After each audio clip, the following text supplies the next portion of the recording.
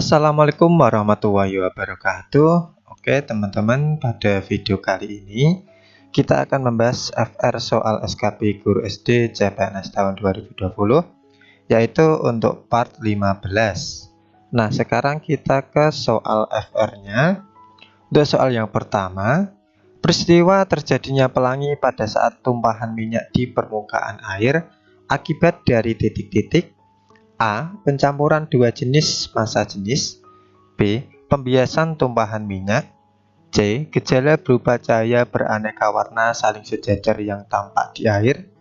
D. Kombinasi pembiasan dan pantulan cahaya matahari oleh tetesan air. Atau E. Interferensi dari gelombang cahaya yang dipantulkan oleh permukaan minyak dan permukaan air. Ya, jawabannya adalah yang E. Interferensi dari gelombang cahaya yang dipantulkan oleh permukaan minyak dan permukaan air. Nah, pembahasannya, minyak tanah yang tumpah akan menghasilkan warna yang indah, seperti pelangi saat terkena sinar matahari. Peristiwa ini terjadi karena interferensi dari gelombang cahaya yang dipantulkan oleh permukaan minyak dan permukaan air. Interferensi gelombang ini akan menghasilkan cahaya dengan panjang gelombang berbeda-beda. Cahaya dengan panjang gelombang yang berbeda akan menghasilkan warna yang berbeda pula. Perbedaan warna gelombang hasil interferensi gelombang cahaya yang dipantulkan inilah yang mengakibatkan timbulnya warna-warni di tetesan permukaan minyak. Nah, jadi untuk soal nomor 1 jawabannya adalah E. Selanjutnya soal nomor 2. Pada saat kita merebus air mendidih, peristiwa apa yang terjadi dalam kegiatan itu? A. Air membutuhkan kalor. B. Air melepaskan kalor. C. Suhu air tidak naik. D. Uap air melepaskan kalor. Atau E. Tekanan pada permukaan zat semakin kecil. Ya, jawabannya adalah yang C. Suhu air tidak naik. Nah, pembahasannya adalah mendidih terjadi pada seluruh bagian zat cair. Zat cair dikatakan menguap apabila molekul-molekulnya sebagian meninggalkan permukaan zat cair tersebut. Apabila suhu zat cair dinaikkan, penguapan dapat terjadi di seluruh bagian zat cair. Molekul-molekul zat cair membentuk uap dalam bentuk gelembung-gelembung udara. Gelembung-gelembung ini dapat terjadi di seluruh bagian zat cair. Apabila pemanasan dilanjutkan, gelembung-gelembung udara akan naik ke permukaan zat cair dan akhirnya pecah. Apabila hal ini terjadi, zat cair dikatakan mendidih. Jadi, zat cair dikatakan mendidih apabila gelembung-gelembung uap terjadi di seluruh bagian zat cair dan meninggalkan zat cair. Pada saat mendidih, suhu zat cair tidak berubah meskipun kalor diberikan terus-menerus. Kenaikan suhu hanya terjadi ketika air mulai dipanaskan sampai air mendidih. Setelah air mendidih, tidak terjadi perubahan suhu. Ketika air sudah mendidih, kalor yang diberikan hanya digunakan untuk mengubah wujud zat dari zat cair menjadi uap. Suhu zat cair pada saat mendidih dinamakan titik didih. Nah, jadi untuk soal nomor 2 di sini jawabannya adalah yang C. Selanjutnya soal nomor 3. Pemanfaatan kalor dalam kehidupan sehari-hari pada peralatan rumah tangga seperti termos menggunakan prinsip titik-titik. A. Dicapainya kesetimbangan suhu di antara air dan uap air. B. Mencegah terjadinya perpindahan kalor dari dalam keluar atau sebaliknya. C. Memindahkan kalor secara konduksi ke partikel yang lain. D. Zat yang menguap memerlukan kalor dan zat yang mengembun akan melepaskan kalor. Atau E. Mengambil kalor yang ada di dalam ruangan. Ya, jawabannya adalah yang B. Mencegah terjadinya perpindahan kalor dari dalam keluar atau sebaliknya. Nah, pembahasannya, termos merupakan alat yang berfungsi untuk mencegah terjadinya perpindahan kalor dari dalam keluar atau sebaliknya. sehingga suhu zat yang disimpan di dalamnya dapat bertahan relatif lama. Dinding termos dilapisi perak untuk mencegah hilangnya kalor secara radiasi. Terdapat ruang hampa antara dinding kaca pada termos bertujuan untuk mencegah terjadinya perpindahan kalor secara konveksi. Nah, jadi untuk soal nomor 3 di sini jawabannya adalah yang B. Selanjutnya soal nomor 4.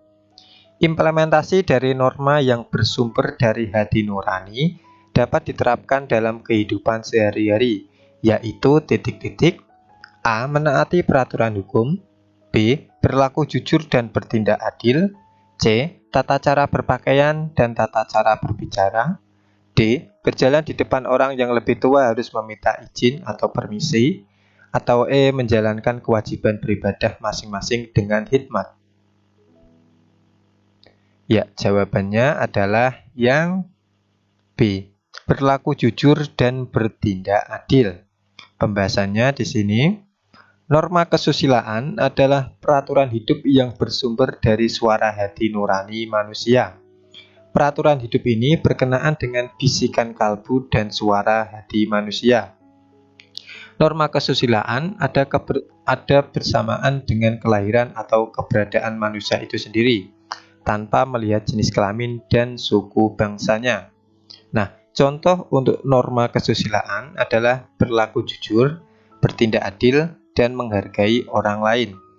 Nah, sanksi bagi pelanggar norma kesusilaan tidak tegas karena hanya diri sendiri yang merasakan, yaitu merasa bersalah, menyesal, malu, dan sebagainya. Nah, jadi untuk soal nomor 4 di sini jawabannya adalah yang B.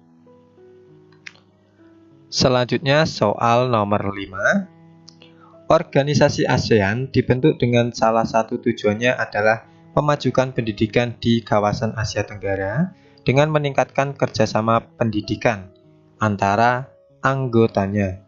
Salah satunya dengan cara titik-titik A. Mendirikan AFTA atau ASEAN Free Trade Area untuk semua anggota, B. Pengiriman duta dan konsulat sebagai wakil negara di negara-negara ASEAN, C. Pertukaran kebudayaan, kesenian, dan film, D. Dibentuknya The South Asian Minister of Education Organization atau SEAMEO, atau E. Dibentuknya Masyarakat Sosial Budaya ASEAN. Ya, jawabannya di sini adalah yang D. Dibentuknya The South Asian Minister of Education Organization atau SEAMEO.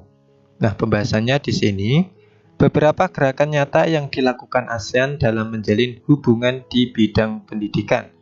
Di antaranya yaitu dibentuknya The South Asian Minister of Education Organization atau SEAMEO tanggal 30 November 1965.